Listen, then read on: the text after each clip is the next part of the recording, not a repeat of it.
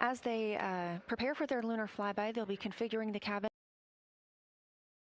as they'd like to have it to allow for proper positioning as they move about to and from the windows, taking photos of the moon. Dimming the lights also helps prevent reflections from inside Orion onto the windows.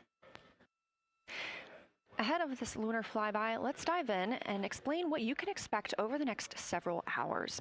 The crew has about 6 hours allotted to make observations about the moon. Throughout the flyby, their activities have been precisely timelined. There are five blocks of time during which the crew will be observing the moon from Orion's windows. At any time, 2 members will be at the windows working in a pair.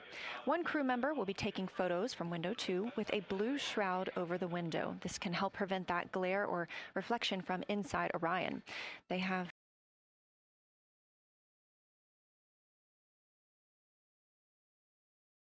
have an 80 to 400 millimeter zoom lens to use. The other astronaut will be in window 3 using their portable computing device, you'll hear that referred to as PCD, to make annotations. Both of these crew members will make audio recordings of what they are seeing, and they'll wear headsets connected to those PCDs. Those audio recordings will be sent to the science team at a later date. We will not hear them live. The 2 crew members at the windows will swap roles and positions halfway through their timelined block. The other 2 crew members who won't be at the windows at that time will be serving in the background as support. One will be conducting the science sit reps, or situation reports. This is what we will hear live from the crew. They'll be calling down a few times each hour to discuss what they are observing.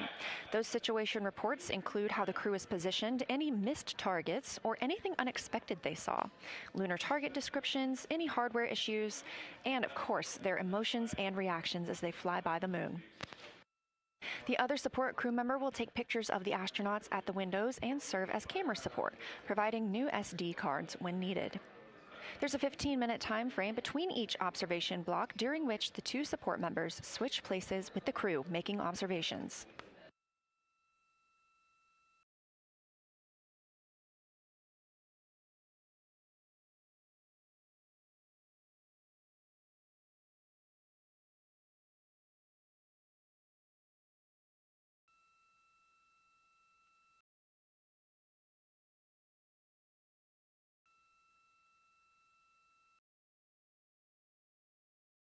Two views, both coming from Orion. There on the left, the inside of the spacecraft, and on the right, a view of our moon, the destination for today.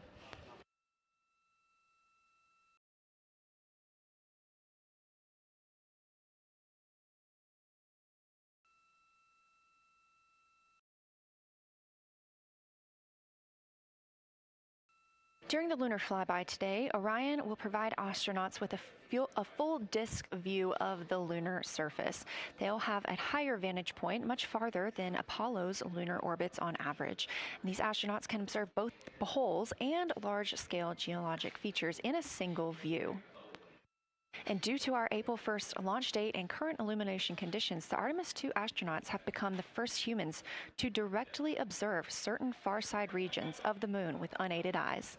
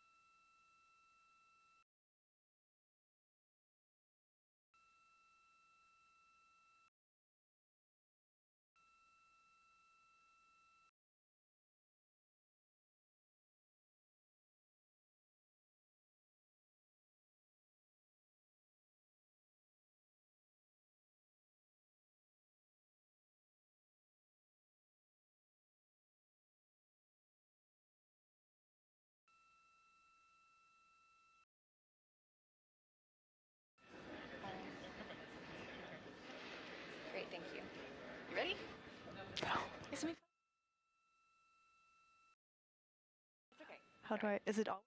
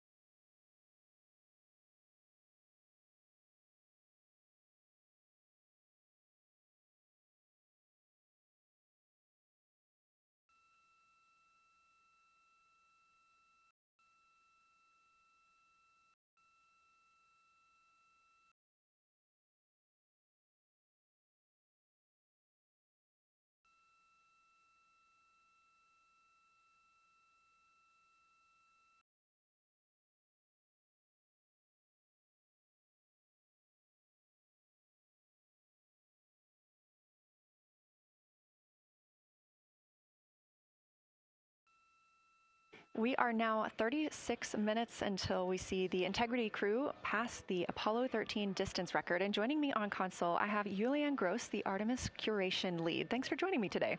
Thanks for having me. I'm very excited to be here. We're very excited to have you. So can you tell me about your role as Artemis curation lead and what that entails? Yeah, so for the overall Artemis campaign, I'm the Artemis lunar sample curation lead. That means I'm helping NASA to return the next set of lunar samples from the lunar surface. And for Artemis 2 specifically, I'm one of the science theme leads, and specifically I'm responsible, or the voice, for impacts, poles, and landing sites. Fascinating. So what helped us select the targets that the crew is going to be photographing today?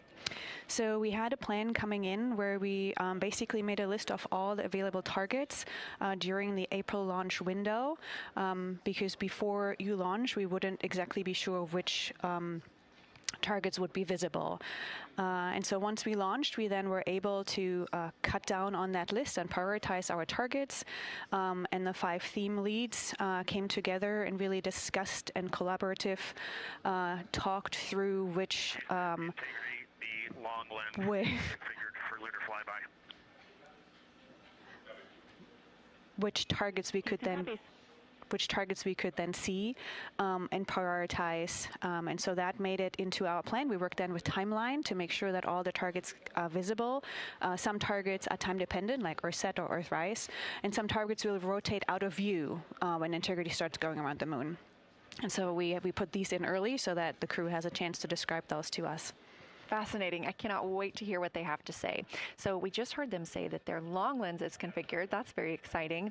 And for us, when we look at the moon from Earth, what features are we seeing that the crew will also fly by today? Yeah, so I really hope that people on Earth who are in nighttime will look up into the moon tonight. The features that the crew will see that we can also currently see is Aristarchus Plateau. Grimaldi is another feature. They're going to be sort of on our limb. And then Oceanus Procellarum, that really dark, large area on the near side that we can see. The crew is going to see that in the beginning. The more they fly around, the less of that they will see. So those are targets we will hear them describe early on in the flyby. Fascinating. Well, and the crew has been training for years for this day. And so we're going to hear them make a lot of calls about what they are seeing on the moon. And they're going to use a lot of interesting terms that I myself need some brushing up on. So could you walk us through a few of the things that we'll hear them use to describe the moon, like albedo, exosphere, ejecta, just some of those major terms we expect to hear from the crew? Yeah, of course. Albedo is basically a term of a reflectiveness of the surface. And so high albedo usually for the moon means bright areas, and low albedo means like darker areas. And so when you look into the night sky, you can see the high albedo areas are the white parts and the low albedo ones are the darker areas.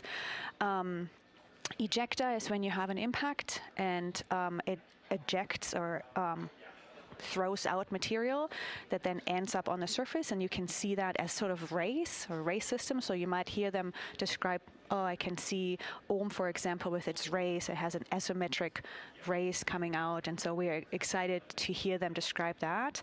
You might hopefully hear stuff about color or color hues, and so if they can see any changes in those color hues from like white to gray to maybe brownish, we're excited to hear about that.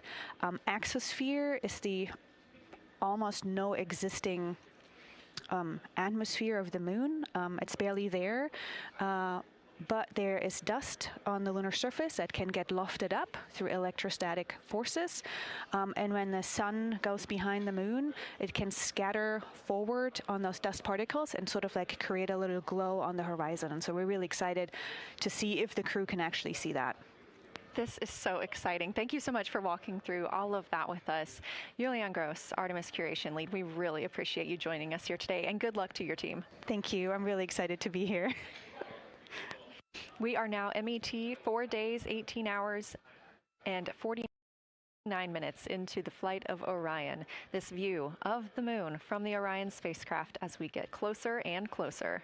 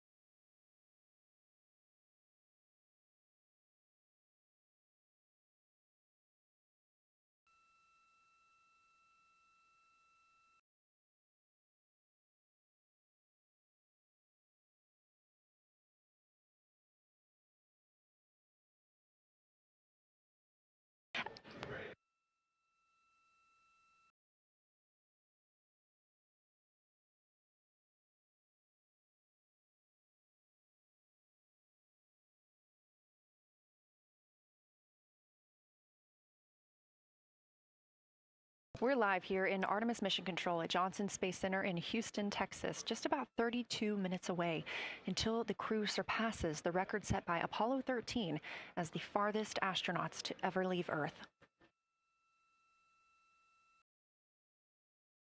This view coming from a camera mounted on the tip of one of Orion's 4 solar arrays. Each array has a camera on its tip, and so we anticipate getting views throughout the lunar flyby.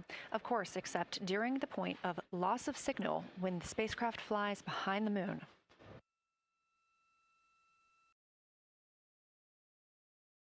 Inside the cabin, the crew are configuring the inside of Orion for today's flyby, making sure they have everything just where they want it to help them take the pictures that they are aiming for the science team here on the ground. Coming up in just a few minutes, we will have a pre-lunar flyby conference. During that Lunar Flyby Science Crew Conference, our science officer here on console, Kelsey Young, will be speaking directly with the crew members about their targets, about their goals for today, what they expect to see, and what we are hoping to hear from them.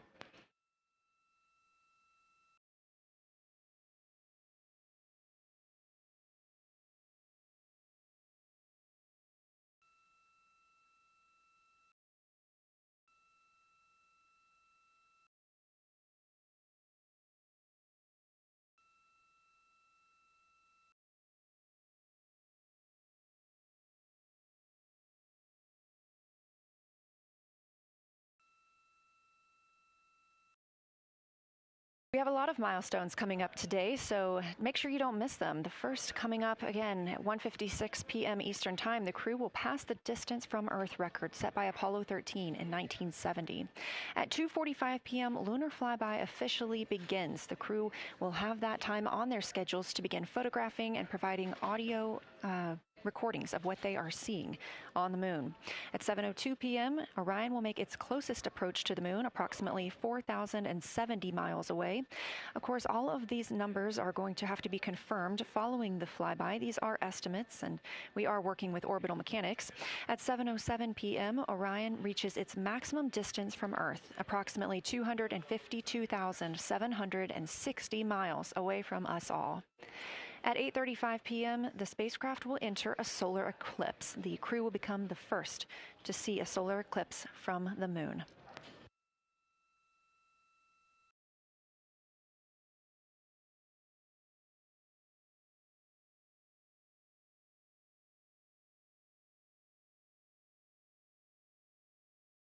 Ahead of the official beginning of flyby today, Kelsey Young, Artemis Science Flight Operations Lead, will be conducting a pre-lunar flyby crew conference. She will give information on camera setup, remind the crew of their intended targets, answer questions from the astronauts, and more. Young will help the crew set their targeting timeline, which counts down the time they have to image each target and what they'll be capturing next. She'll also remind them that the ground team will be calling for science sit reps, also known as situation reports. Those are essentially call-downs to report what they've been observing. They'll continue to do this even through their LOS, their loss of signal, as those communications will come down later on after they reconnect with us on Earth.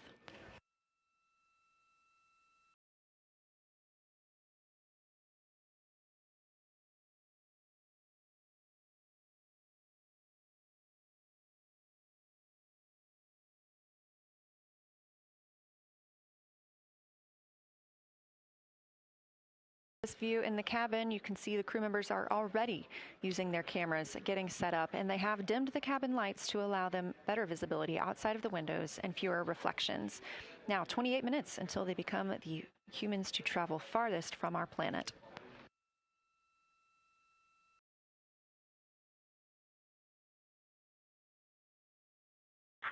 Houston Integrity, we are ready for the conference on your call.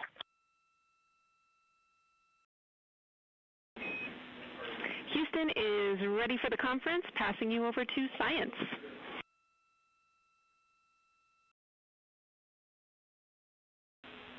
Good morning, crew. This is Science. We couldn't be more excited for a full day of lunar and planetary observations today, the first one in over 54 years. How do you hear me?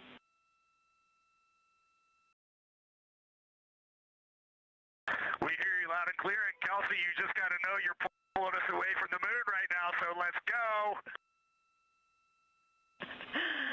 Message received. I will keep it tight here. I did just want to start with a thank you on behalf of the Lunar Science team and the entire lunar and planetary science community, of which you are absolutely a part, for what you've already done in this mission and what you're going to do today to inspire the next generation of scientists. I have to say Moonjoy is the new term that's already become our team's new motto, so thanks for that. In this conference, we'll cover hardware and config reminders, and then I'll just briefly, as you said, cover today's science plan. I'm assuming you already have your LTPs up. Confirm that, and I'll jump quickly into the cabin config reminders.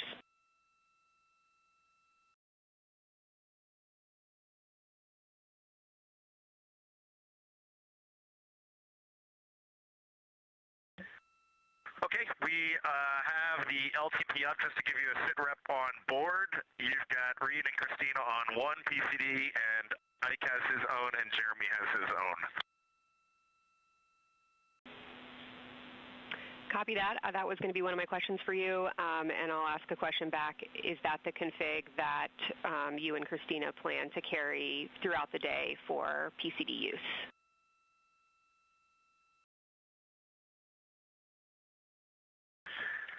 Negative, Kelsey. Our plan for PCD use is we have run the power cables to Windows 2 and 3, and we are going to leave one PCD. The yellow PCD will be in window 2, and the green PCD will be in window 3, and we will do that the whole day. And then the red PCD will be a rover. Understood. Super helpful. Recommend when you guys switch in and out of PCDs to add your initials to your OneNote annotations, just so we can keep track of whose is who. And then given that you have 3 PCDs instead of 4, for the data transfer at the end of the day, recommend making a new subdirectory entitled For Science for your own photos, or with your initials, that we can keep track of which pictures came from which flashcards.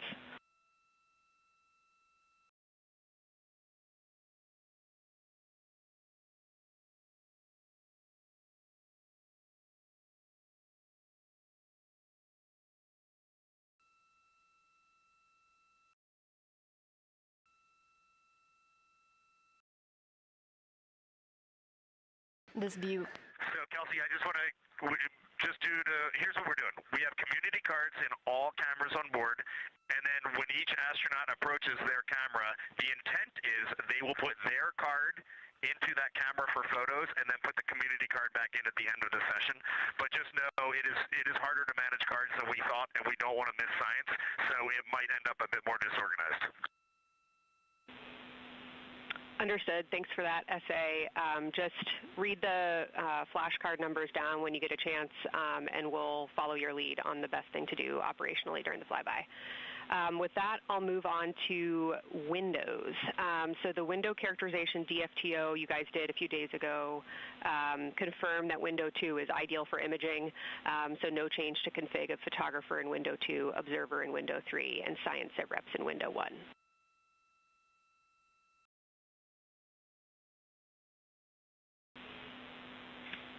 Coming up on a handover. Be back. Hang on, Kelsey. The way we have it configured, tell us if this is going to be wrong. Window 2 is the long lens with a shroud. As you heard, Science Officer called to the crew. We are now in a handover time period. We will regain communications with the crew very shortly. These are tracked, and we are currently on the Deep Space Network. This is the first time humans have used the Deep Space Network in over 50 years, given that we currently use the Tracking Data Relay satellite systems for the International Space Station.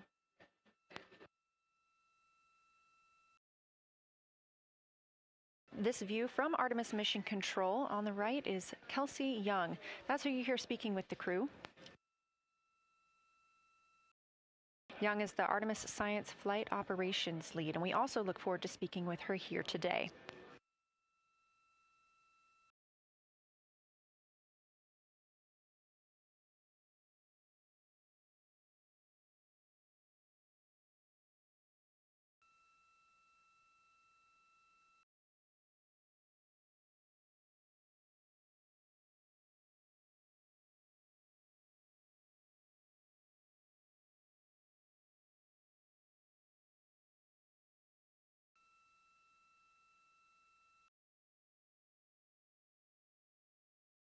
Again, we are just about 22 minutes until we reach the Apollo record. We are in a handover of satellites with the crew aboard Orion. The T-shirt shroud for the Z9 and solar, and then window 3 will be for visual observations, and window 4 is for floater. And thanks, Integrity, for that. Reed, we had a handover during that time, so I'm going to have to ask you to give that read back on window orientation for the crew again.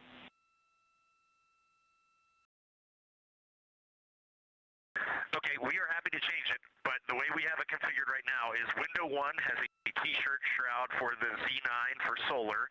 Window 2 has the shroud for the long lens for both lunar and solar. Window 3 is for visual observations. Window 4 is for floater. And then the docking hatch window has had a great view, so we've done a lot of mapping through that as well.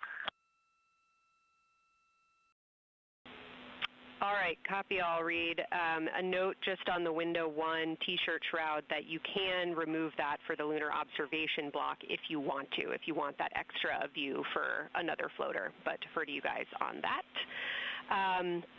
You are go to use the full 400 millimeter zoom on the long lens, but where possible, try to keep the end of the lens flush with the window to prevent imaging through the multiple window panes at an angle. And if you have to take an image at an angle, recommend you limit the max focal length to 200 millimeters or simply acquire the images at multiple focal lengths. Last imaging update as a result of the DFTO is that if you can take the images out of the left side of window 2 where possible, that is the best half the window. Understand that might not be possible with the shroud.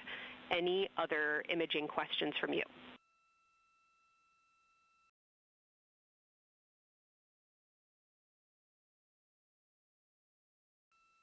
Okay, copy that. Okay, last couple reminders. Don't forget the ability to take the WAV files to tag imagery that you are wanting to follow up on using the FN3 button on your camera. And then a couple quick notes on your LTP. We have refined your precise flyby timing since generating the LTP. Optimus has the correct timing for the LOS and AOS, but the LTP identifiers for LOS and AOS are roughly 2 minutes later than they will be in reality. Final LTP timing update is that the green line on your LTP should start automatically 45 minutes before the flyby. If it doesn't appear, let me know and I'll have troubleshooting steps for you. Last updates are on the eclipse, so only for that last hour today. Of course, remember if the sun is in view to use your eclipse glasses. And reminder that we will have a few activities for you prior to the eclipse to reconfigure all 3 cameras for corona and deep sky observations. These activities, some of which will occur during the forward link LOS, so we wanted to flag it for you now. Any questions before I cover the last 2 reminders?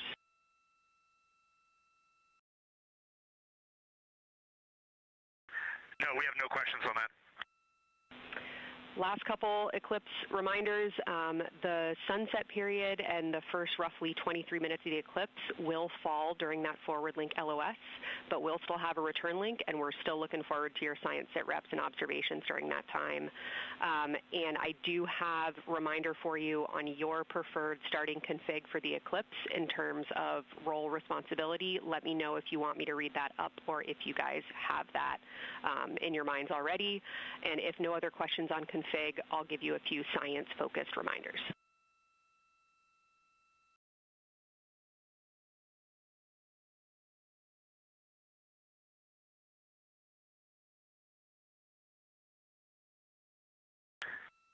Give us a quick high level, but we see it in Optimus, and I think we got it squared away. But give us your quick, Kelsey, high level.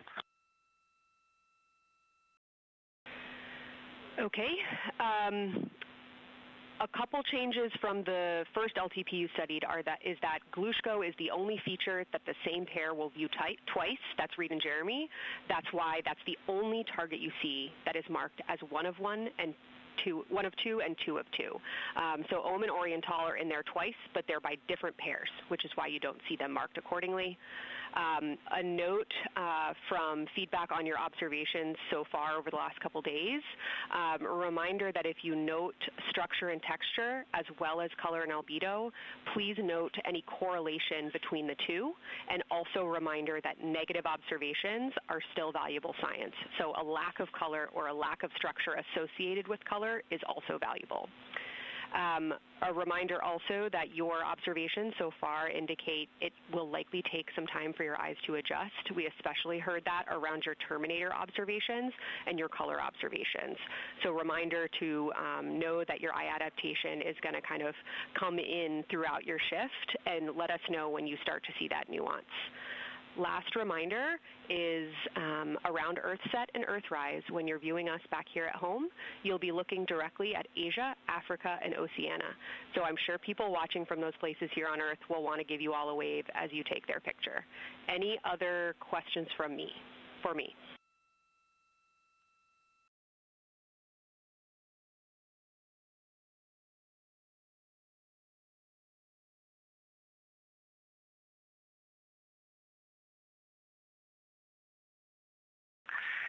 Kelsey, hey, when you're talking window 2 left and right side, just can you say towards window 1 or towards window 3, and then we'll know that we are talking the same language?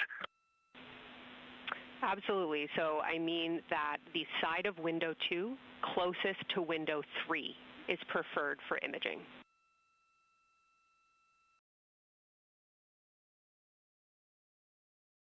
Okay, the side of window 2 closest to window 3 is preferred for recording. Stand by, we'll talk to the crew.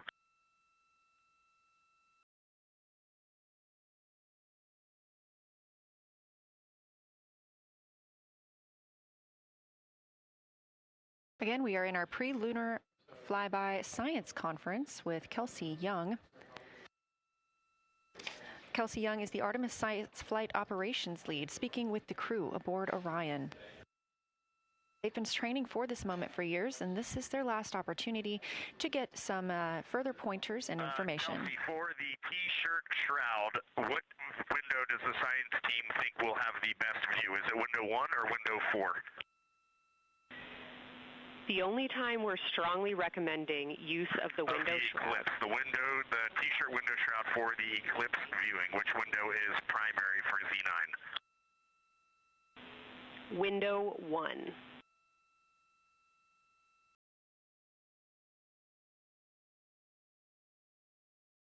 Okay, awesome. So we have got that all set up. And just to be 100% sure, window 1 is the most port window by the food warmer. Window 2 is right in front of seat 1. Window 3 is right in front of seat 2. And window 4 is on the starboard side by the side hatch. Do you agree with all that? We agree on the ground. Good readback.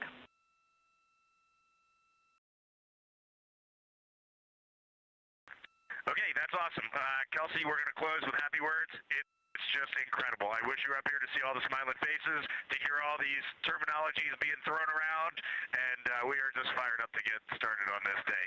Let me pass the mic around if anybody has anything to add. Kelsey, it's so great to hear your voice on the loops. I just want to channel everything that you guys are probably feeling right through my eyes and heart. It is awesome to see the side of the moon. You guys made us excited for this day, and we couldn't appreciate it anymore. And we are ready to hopefully deliver on all the awesome training you guys have provided. I'll just add, Kelsey, it is blowing my mind what you can see with the naked eye on the moon right now. It's just unbelievable. Kelsey, and to the whole Lunar Science team, all of you, all the work you put into this, we're just grateful. Can't wait to get going. And thank you for the tipper, for Carol Crater, and for Integrity. We can see them, and we've imaged them, and can even see with the naked eye. Quite impressive. Thank you so much. Beautiful words, you guys. Thanks so much. And I got video of the science team right now, and they are all absolutely buzzing. Looking forward to today.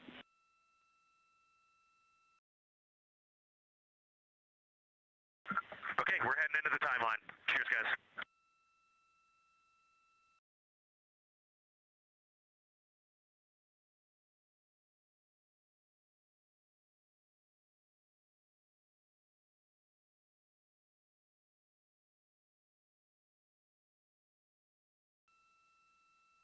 Of the pre-lunar flyby science conference with Dr. Kelsey Young.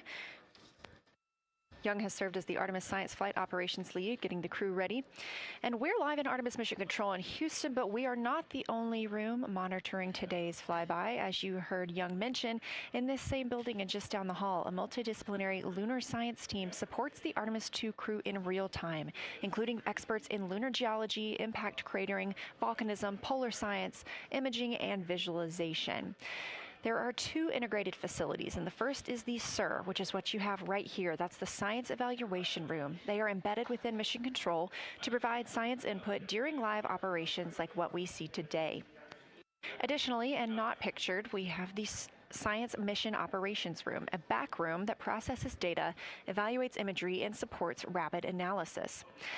Our science officer on console in Mission Control Houston serves as the primary interface between the science team and the flight controllers, ensuring science priorities are represented during mission execution. Again, today, that's Dr. Kelsey Young, who will be speaking with the crew during the time they're behind the moon We will be speaking with her once the crew is behind the moon and out of communication with Earth.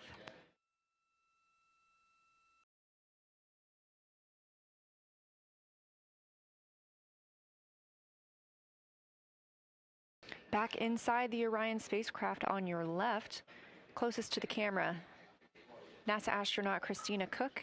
To her left, NASA astronaut Reed Wiseman. To his left, Canadian Space Agency astronaut Jeremy Hansen. And all the way in the back, NASA astronaut Victor Glover, our Artemis II crew.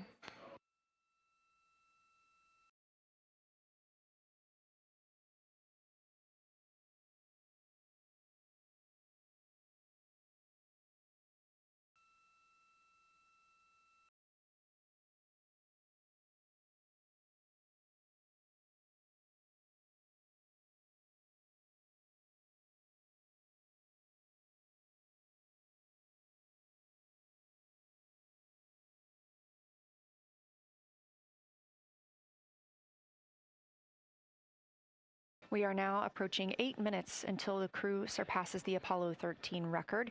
Currently 12,599 miles away from the moon, 248,507 miles away from Earth.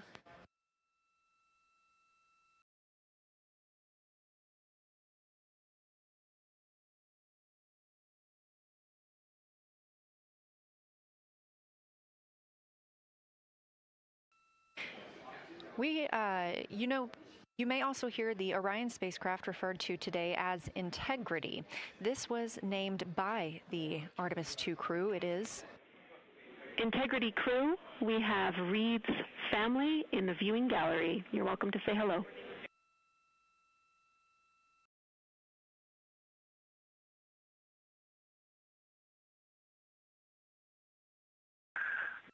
Well, whether you're being serious or you're kidding around, that is awesome to hear. Thanks, Jenny. And hello to Ellie and Katie. I don't know who else is there, but it's great to know that you're in mission control right now, following along. We are having a blast up here, and the view of the moon is absolutely amazing.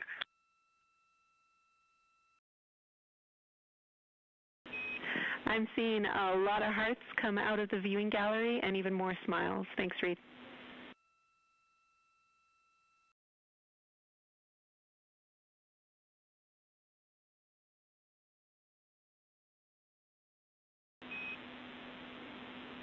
Copy heart, copy bracelet.